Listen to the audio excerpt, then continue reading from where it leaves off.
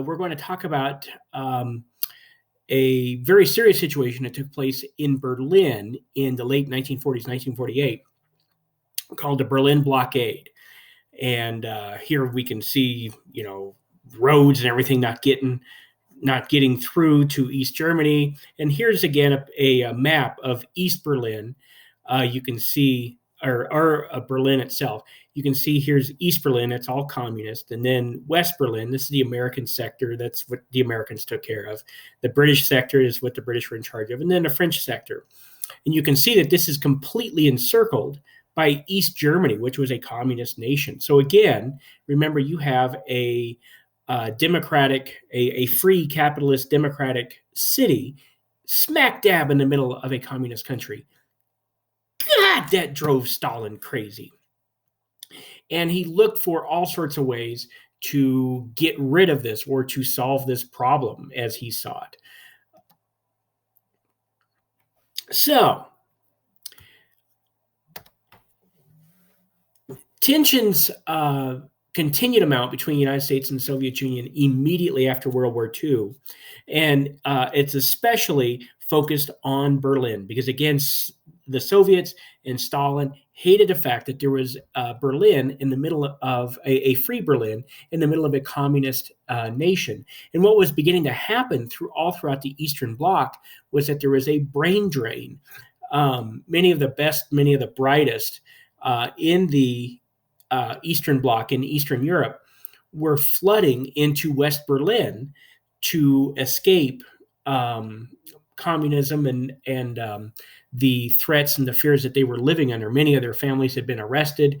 Many of their family members had disappeared during this time. And so there were just a lot of people flooding into West Berlin to escape that type of persecution.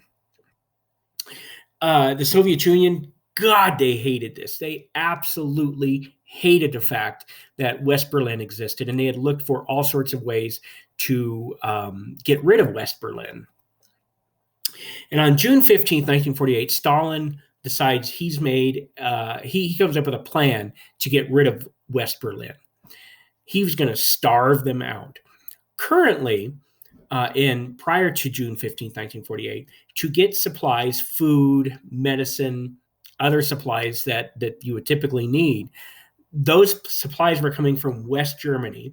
They're going on a highway through East Germany into West Berlin. So Stalin comes up with a plan he believes will give him all of West Berlin by starving them into submission. And he just closes all the highways going from West Germany into East Germany to West Berlin. He just shuts them all down, and he won't allow any traffic at all to come through East Germany from West Germany. So Truman meets with his advisors. What do we do about this? This is a very perplexing, very difficult situation for Truman to be in. So he meets with his advisors to come up with a solution. Now, there are some advisors, some very what we would call hawkish advisors. They tell Truman, look, we've got the troops still in Western Europe from left over from World War II. We're beginning to station more and more troops in Western Europe because of the Marshall Plan. We're going to have to fight the Soviets sooner or later. Let's do it while we've got the troops there. Let's shoot our way into West Berlin. Other advisors said, West Berlin was a really cool idea, and it was a neat, it was a cool way to kind of stick it to the Soviets. But we knew we were not ever going to keep West Berlin forever. We knew eventually we would lose West Berlin. Just let it go, and let's move on from there. Well, Truman isn't interested in going into another war directly after World War II. He has no interest in another war, but he also is not willing to allow West Berlin to become a communist city. So he says, we got to find another solution. There is another solution.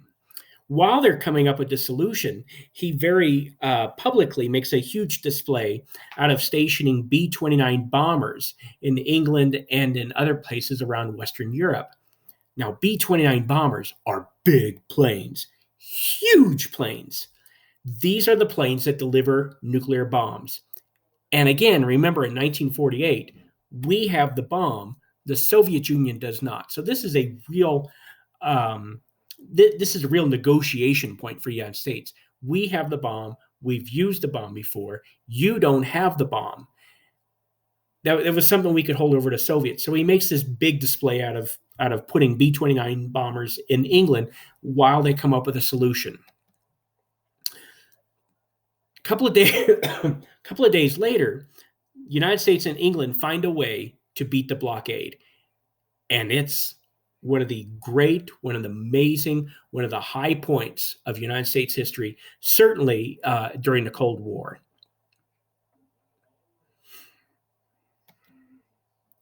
On June 26, 1948, the United States and England began to fly supply planes into Berlin.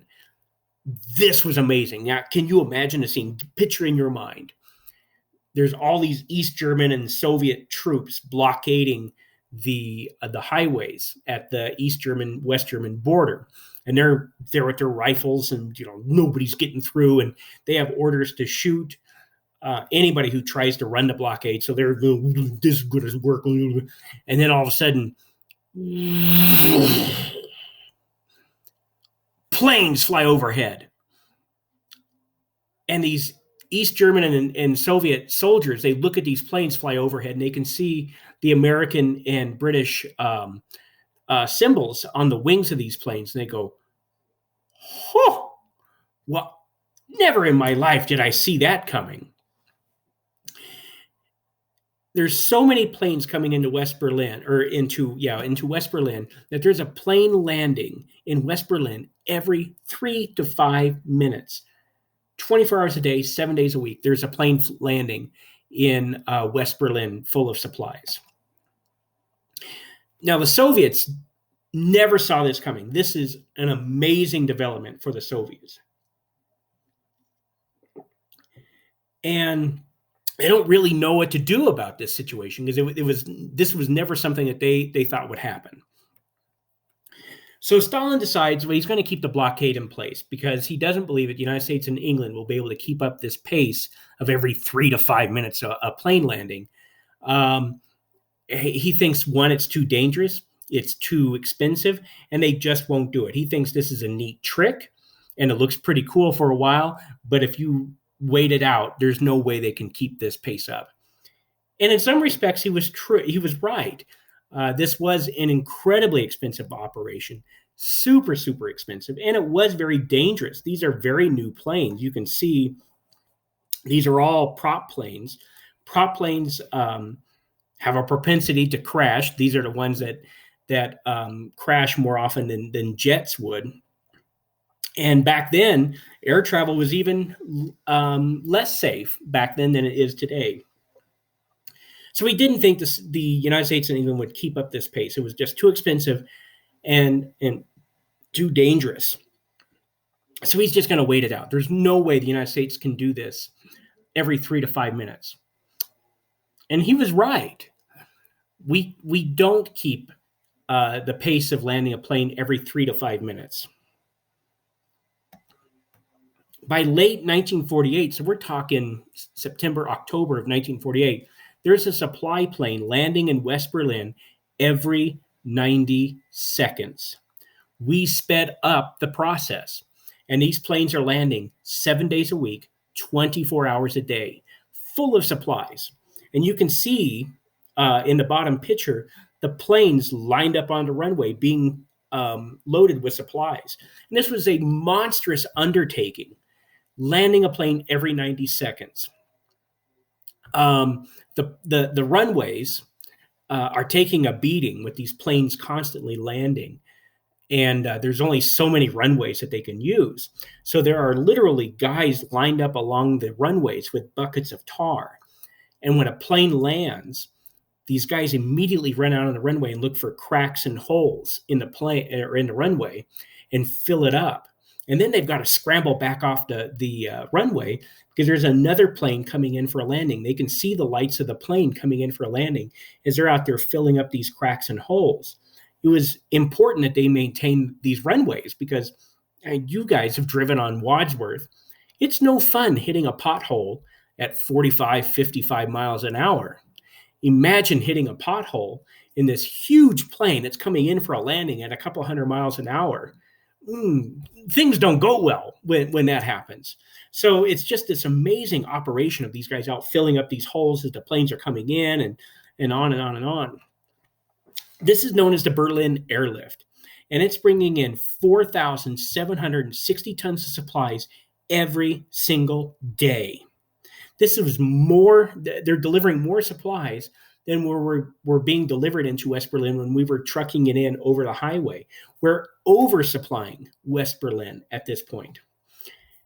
And we were doing so to make a point to the Soviet Union and to Stalin. This is not going to stop. You didn't think we'd keep up 3 to 5 minutes. We're now at 90 seconds. We're doing this, and we're going to continue to do it. Amazingly enough, during this time, not one plane crashes, there aren't any fatalities. None of the supplies are ever lost during this operation. Finally, on May 12, 1949, Stalin decides he's lost. The United States and England have made their point. They're going to continue to deliver these supplies. And he opened up the highways from West Germany into East Germany to begin the supply lines again. And the Soviets will go off and look for another way to try to shut down access to West Berlin. But at this point, they realize they've really lost, that this is a big notch for the United States and for England in the early stages of the Cold War. So as a result of this experience, as well as the experience immediately after World War II with Eastern Europe becoming a communist-dominated region, the United States and Western Europe create NATO, which stands for North Atlantic Treaty Organization.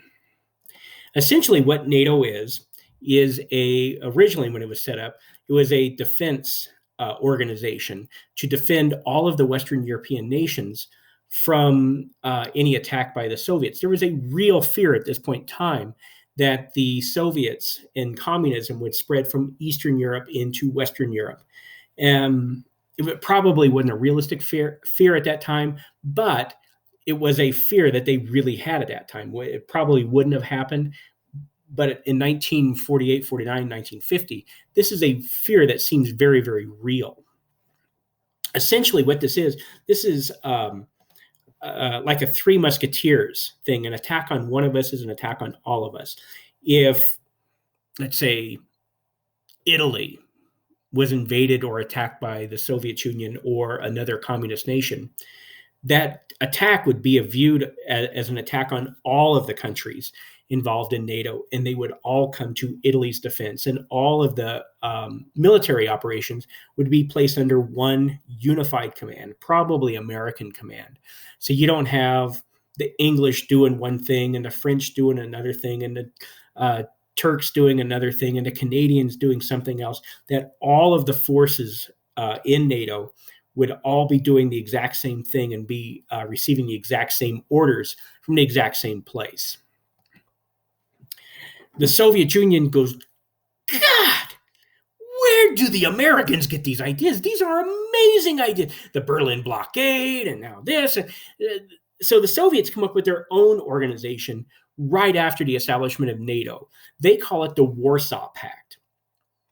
And it essentially does the same thing, but it's for the Eastern Bloc nations, the countries in Eastern Europe. Now, NATO is still around today. The Warsaw Pact is not, obviously. Most of the European nations are no longer communist. But NATO is still around today, and it's more of a trade organization today than it really is a defense. There are some defense components to NATO, but it's more of a trade organization. And here you can see the map of NATO. Everything that's in the light blue, greenish blue, I guess, is NATO. So all of North America here, and then Western Europe, you can see. And then all of the countries that are in the orange here, these are all Warsaw Pact. So East Germany, Czechoslovakia, Poland, Hungary, Romania, Bulgaria, obviously the Soviet Union. Those are all the Warsaw Pact countries. So again, this is just another example of the Cold War just kind of heating up in Europe and around the world. Another area of the world that begins to draw a lot of the attention of President Truman and the United States is the Middle East. Truman's handling of the Soviet Union and some of the problems that had been going on in Europe, both Republicans and Democrats really liked what he had done. And now he's going to gain a lot of support for how he's going to deal with some issues that are happening in the Middle East. So here's what's happening. Right after World War II, tens of thousands of Jews from all over Europe began flooding back into what had been their ancient homeland, which at that time in 1945, 46, 47, happened to be an Arab nation of Palestine, the Arab nation of Palestine. So it was a nation that was dominated and controlled by Arab people. This had long time ago been the Jewish homeland. Now, let's talk very briefly about how we get to this point. So the Palestinians and the Jews had been essentially fighting over this same piece of land for thousands and thousands of years. When the Jews control the land, when they win the battles, they call the land Judea or Israel. When the Palestinians would be victorious in these battles, they would call it Palestine. Well, during the Roman Empire, this area of land was known as Judea, and it was on the farthest reaches, the farthest borders of the Roman Empire. And the Romans had, because it was so far away from the center of Rome, because it was so far out on the edges of the Roman Empire, the Romans had a lot of trouble keeping the peace in Judea. There's constantly uprisings and revolts against the Roman rule there. And about 2,000 years ago, there was a very large revolt against the Romans, and the Romans decided they had had enough of the Jews. And they did what was called a diaspora, and they went into Judea, and they drove the Jews out of Judea, and they spread them all over the Roman Empire. And so this is how we end up with a fairly large Jewish populations all over Europe, in Russia and in Germany and in Poland and so on and so forth. So you end up with these very large populations of Jews all over Europe as they're spread all over the expanse of the Roman Empire. When this diaspora took place, then the Palestinians reclaim control of this land, and they call it Palestine. And that's the way it had been for for the next 2,000 years or so. Following World War II, Jews who had endured a number of persecutions in Europe during the previous couple of hundred years or so, the Inquisition in Spain, and the gulags in Russia, and then obviously the Holocaust during World War II, they all begin to come back to Palestine, wanting to recreate a Jewish homeland, a place where they could call their own and they could feel safe. So as all these Jewish immigrants begin to show back up in Palestine, trying to establish a Jewish home state, there's obviously a lot of tension and a lot of fights that begin to break out between the Jews and the Palestinians.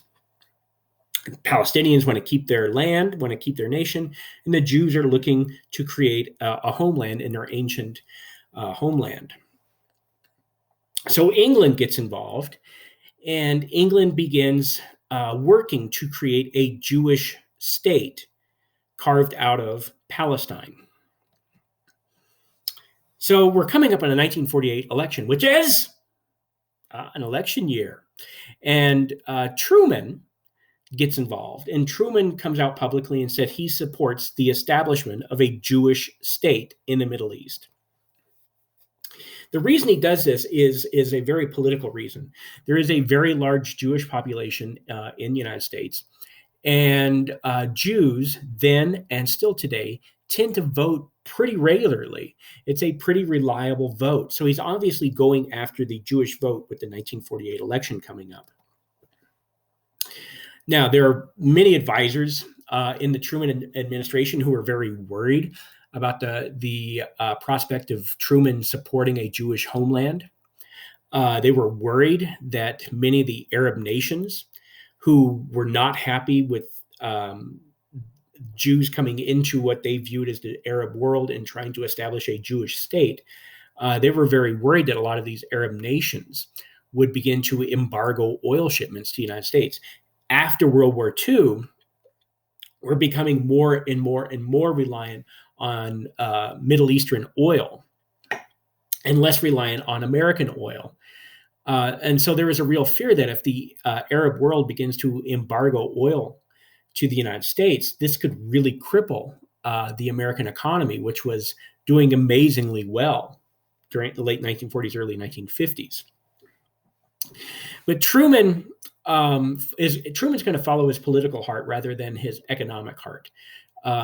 Truman doesn't believe that the Arab world will embargo oil shipments to the United States because it would be as damaging to them as it would be to us, because we are their number one buyer. And they're certainly not going to stop shipping oil to their number one buyer when their number two buyer is not even close to what the United States consumes. So he doesn't believe that that's a real possibility coming out of the Arab world. And Truman's going to go after the Jewish vote. He believes that in doing this will secure him the Jewish vote in the United States in 1948 elections. So on May 14th, 1948, the Jews who had gone into Palestine declared their independence, creating an independent Jewish nation.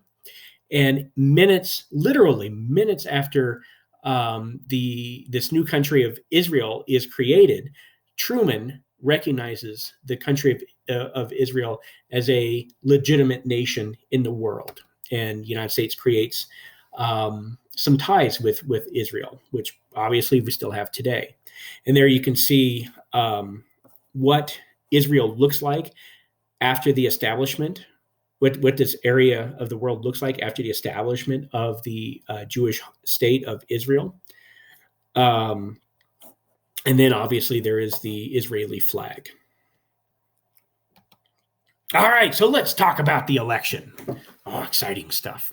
This is a really weird, really bizarre, kind of wackadoo election. So as we approach the 1948 election, everything seems to say that Americans have kind of grown tired of 16 years of Democratic rule.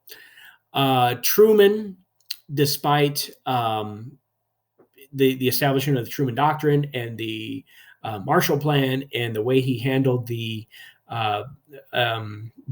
Berlin blockade, everything seemed to say that people were kind of tired of Democrats, and Truman really was not all that popular of a president at this time. So everything seems to say Truman's going to lose this election. The Republicans, who are desperate to get back in the White House, right? They've lost 4 elections in a row after dominating presidential elections for the previous 60 years. They nominate a guy by the name of Thomas Dewey. And he's a pretty moderate Republican. He likes and he supports a lot of the New Deal programming that came out of the Roosevelt administration. And this was a real departure for Republican candidates who, prior to this, had really said that the New Deal was socialist and it was leading us down a path to communism. And it was not doing any good, and they were going to get rid of all these New Deal programs. Well, a lot of the New Deal programs, Social Security in particular, were very popular. And so Dewey comes in as a new type of Republican, and he says, look, I really kind of like the New Deal. The New Deal did a lot of good, and I'm not going to get rid of it. So he's very much a moderate Republican. And a lot of people thought that was the ticket to winning the White House. That he was not a Democrat. He was going to be different than 16 years of Democratic rule, but he was also going to keep a lot of these popular programs from the New Deal. Now, the Republicans tended to be supported. All polls seem to indicate the Republicans were supported by the middle and upper class voters outside of the South. We'll talk about that here in a minute. Middle and upper class voters then and now were the ones who tend to vote in very large numbers. Those are the votes that you really got to get, are middle and upper class voters. And all of them outside of the South, so voters in the East, voters in the West, and voters in the North, all favored Dewey.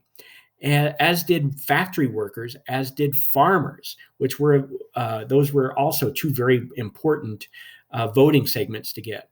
Now, the South is still in 1948 solidly Democrat. There was no way, no how they were ever going to vote for a Republican. It was the South was known as the Solid South because they always voted as one total group. And they always voted Democrat. There would not ever be one group, one state like, say, Arkansas, that would all of a sudden, out of the blue, vote for a Republican for whatever reason. Oh, nay. That was not going to happen. Every office in the South was going to be held by a Democrat. It was a solid, reliable Democratic area. And that goes back to the Civil War. That feeling that they were just never going to vote for a Republican goes back to the Civil War because Lincoln was the first Republican president. It was under Lincoln that we had the Civil War, and it was under Lincoln that the South lost the war. So there was a lot of still this animosity, and Republicans they didn't have a chance in the South. So the South was going to vote for Democrat. We knew that. Okay. Meanwhile, the Democratic Party is about to come apart at the seams.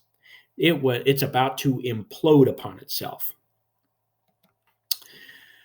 Southerners are not happy with Truman.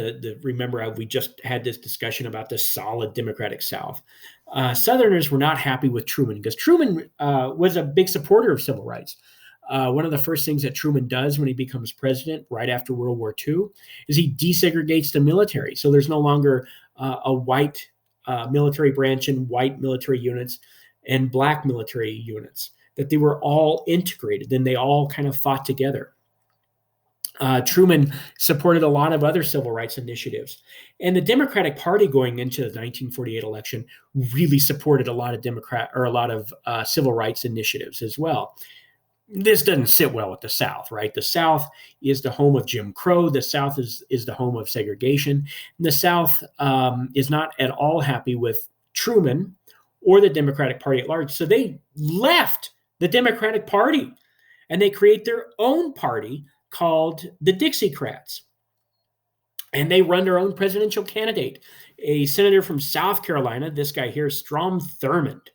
Now, Strom Thurmond is an interesting guy. Strom Thurmond is a virulent racist. He believes in, upholds, and defends segregation. To the day he dies, Strom Thurmond is in the United States Senate for over 50 years. He's in the United States Senate from the 1940s into the early 2000s. He was in the Senate when he was 100 years old. Yikes! That's old. And after he dies, here's the shocker. After he dies, it turns out he had a daughter that nobody knew about. Ooh. Well, that's interesting. And the daughter was black. Oh, shocker! I know. Shocker. So here's what happened. Strom Thurmond, this virulent racist who believes in segregation, believes in the superiority of the white race, defends it to his dying day. He had a maid, a woman who came in and cleaned his house. And she was black, and Strom Thurmond had an affair with her. And as a result of this affair, a daughter was born, and Strom Thurmond hid her for her entire life. But he supported her as well. He didn't neglect her, and he paid for her to go to a historically black college. He gave her and her mother a lot of money throughout his life. And it was only after he had died that this daughter of his came forward and said, I am Strom Thurmond's daughter. She was 78 at the time. Strom Thurmond was 100 when he died. And they did DNA tests and all sorts of things. And yep, sure enough, she was his daughter. Crazy story. Oh, I bet you didn't learn that in math today. So the Dixiecrats leave over in protest of civil rights, and they run their own candidate called Strom Thurmond. And then Truman's former Secretary of Agriculture, Henry Wallace. Now, remember, we've talked about Henry Wallace before. He was Roosevelt's vice president going into the 1944 election. And remember, the Democratic Party told Roosevelt, you've got to get rid of Wallace as your vice president, because they knew, Roosevelt was a dead man walking. He had one foot in the grave and the other foot on a banana peel. They knew it was a matter of time before he died. And they could also see after World War II, the next big conflict was going to be this conflict between the United States and Soviet Union, democracy and communism. And Henry Wallace was very sympathetic to the Soviets and very, very supportive of communism. And the last thing the Democrats wanted after Roosevelt died was a vice president who would then become president, who was very sympathetic and very supportive of the Soviet Union and communists. So he gets dumped in favor of Harry Truman. When Harry Truman becomes president, he nominates Henry Wallace, this guy here. He nominates Henry Wallace as his Secretary of Agriculture. Well, Henry Wallace then gives a speech in early 1948 criticizing Truman for being too hard on the communists and criticizing the Truman Doctrine, saying that it doesn't treat the communists well.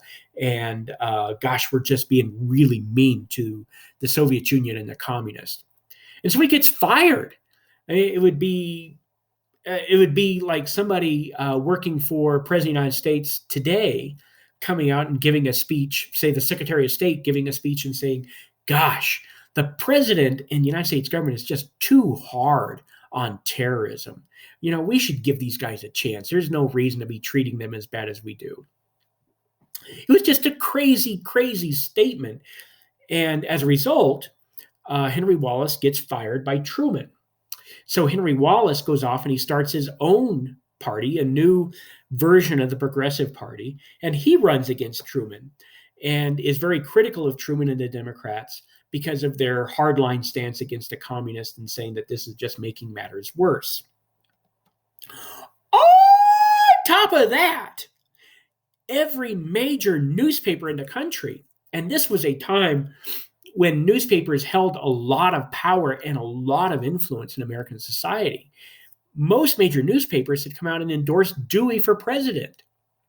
That was a huge, damning blow to Harry Truman and the Democratic Party to have all these major newspapers endorsing Republicans. And this, again, was a time when newspapers were very powerful and very influential. So we get to the election of 1948.